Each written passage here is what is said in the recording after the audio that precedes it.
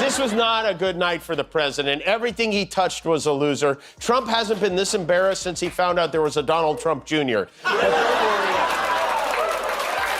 If you're tired of all the losing, fear not, he's got an excuse. I hope that you'll forgive me if I'm a little angry that we are indifferent to his erratic behavior, his obvious mental decline, his history as a convicted. What do you get when late-night comedy royalty joins forces with presidential grace?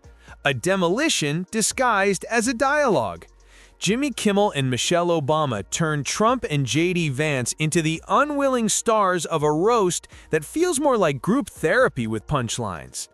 Kimmel's jokes hit so hard they ought to come with security clearance, while Michelle's serene composure dismantles egos with the precision of diplomacy turned divine intervention. This isn't politics, it's performance art dressed up as democracy, and the emotional eviction notice has just been served.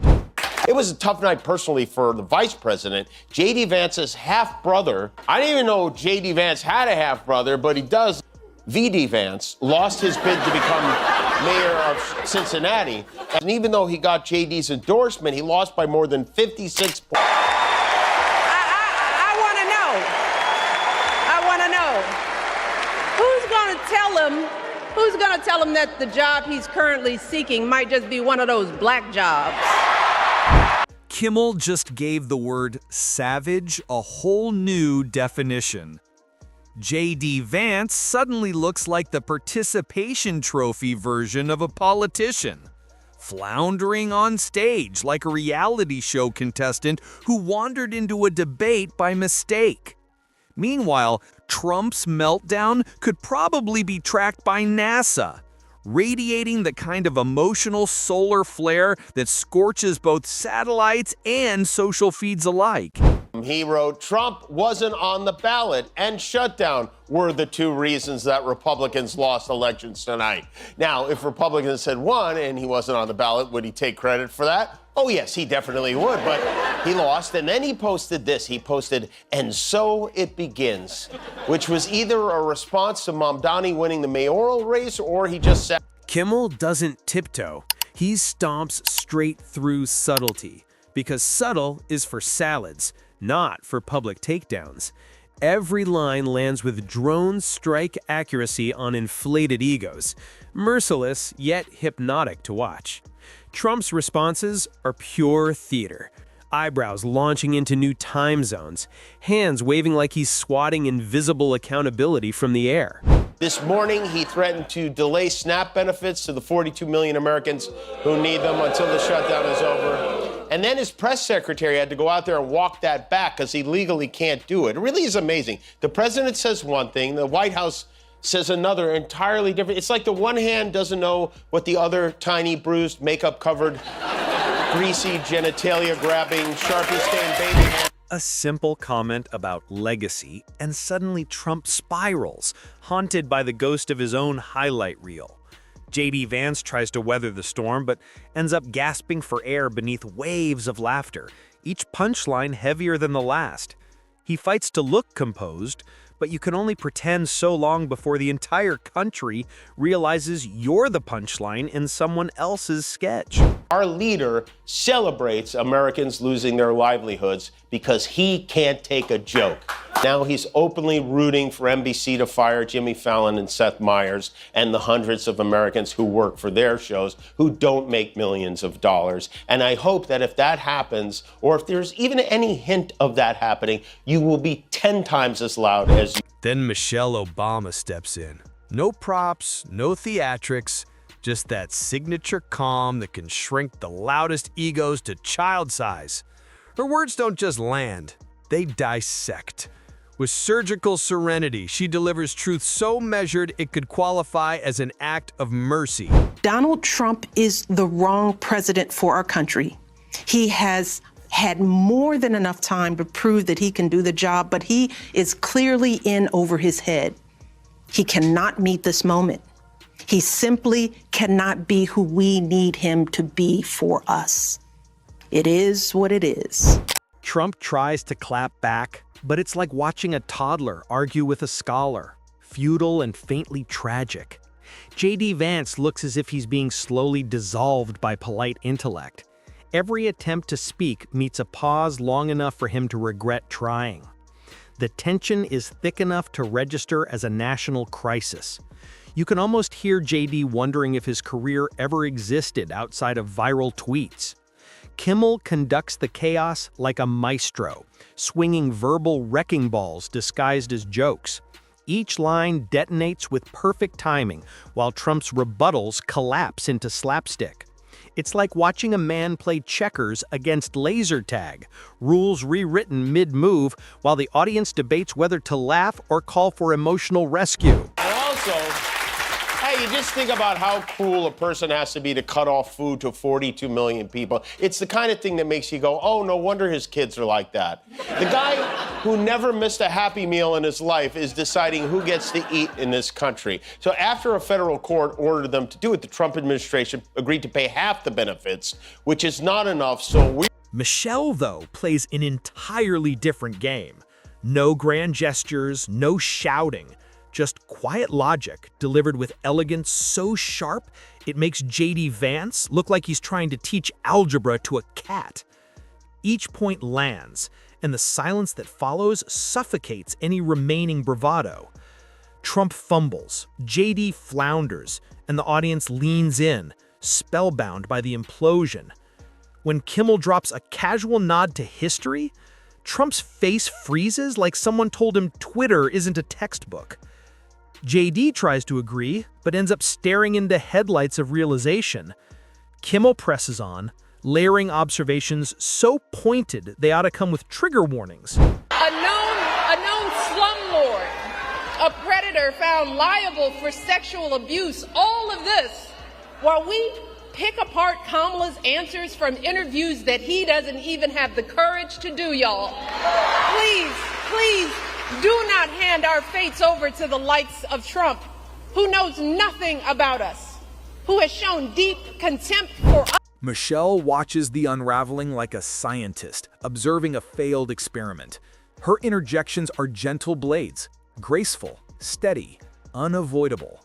Every phrase lands with the softness of silk and the sting of truth. Trump and JD aren't merely embarrassed, they're exiled from their own egos. Kimmel detonates with noise, while Michelle erodes with intellect. Chaos and calm performing a perfect duet. The outcome is devastating. Confidence turned to confusion, arrogance to awe. Trump sputters, JD shrinks, and the crowd can't look away from the collision. They see an entitlement that says only certain people belong here. That greed is good and winning is everything, because as long as you come out on top, it doesn't matter what happens to everyone else. And they see what happens when that lack of empathy is ginned up into outright disdain.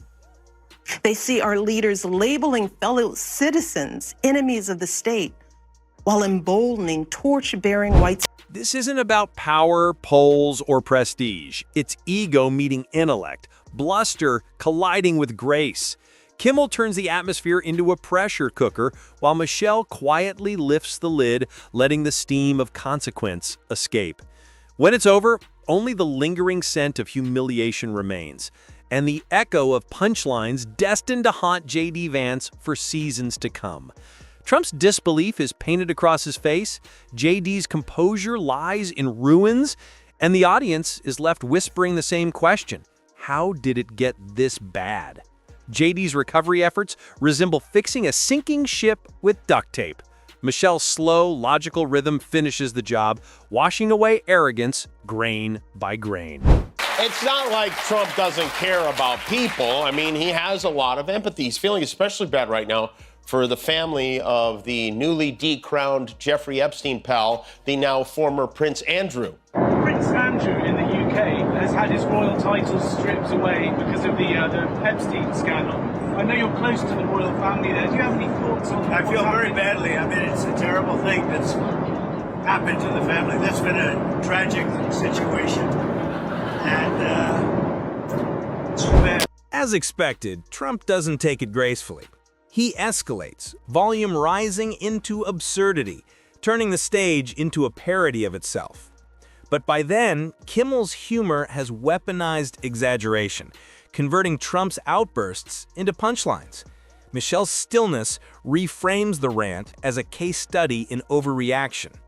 Together, they craft a storm, comedy colliding with clarity, leaving the targets exposed. JD's attempt to interject lands like a whisper in a hurricane.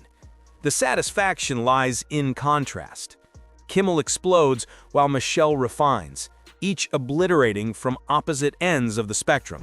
According to the Federal Bureau of Prisons, Diddy is scheduled to be released on May 8th, 2028, just in time to run for president. And Diddy requested a pardon from President Trump. You know, every so often I say something on the show that would make no sense if I heard it in like 2014. And Diddy has requested a pardon from President Trump is one of them. The audience sits frozen, not just entertained, but educated. This isn't merely a roast, it's a tutorial in how intellect dismantles ego without breaking a sweat. JD and Trump discover the limits of charisma when confronted by wit and wisdom. The spectacle feels almost elegant. Michelle's composure carries hurricane-force intelligence. Kimmel's chaos adds irresistible heat. It's funny, cutting, and oddly cathartic. Trump may tweet afterward, clawing for dignity, but the exposure is irreversible. Once the curtain's been pulled, no retweet can remask what's been seen. For years, Donald Trump did everything in his power to try to make people fear us. See, his limited, narrow view of the world made him feel threatened by the existence of two hard-working, highly educated, successful people who happen. By the end, the room hums with that rare energy of shared awe. Kimmel and Michelle stand in different corners of style, one sharp and explosive, the other serene and devastating, but both leave nothing standing. JD's attempts to sound serious collapse into farce, each word digging him deeper. Kimmel anticipates every move, striking before defenses rise. Trump lashes out in confusion, discovering that charisma is no armor against precision comedy. It's brutal, poetic, and darkly hilarious. Logic and laughter dismantling vanity in real time. I mean, that son of a bitch, you know, is really unbelievable. Mr. Son of a bitch. I mean, Mr. Son of a bitch. His loyal. Yes, yeah, no, I never imagined that we'd ever have a president like this, and I hope we don't ever have another president like this again. I mean, I never even imagined there would ever be a situation in which the president of our country was celebrating hundreds of Americans. Somewhere between denial and disbelief sits J.D. Vance, pretending the storm isn't about him while every sign says otherwise. Michelle's tempo never changes. Each observation lands softly but weighs a ton. By the finale, the air is altered. Trump's ego has visibly deflated, JD's confidence has evaporated, and the audience has witnessed a live demonstration of how intellect obliterates arrogance. There's no cruelty here, just unfiltered clarity. Kimmel's chaos entertains. Michelle's insight enlightens. Together, they form an orbit of truth that no bravado survives.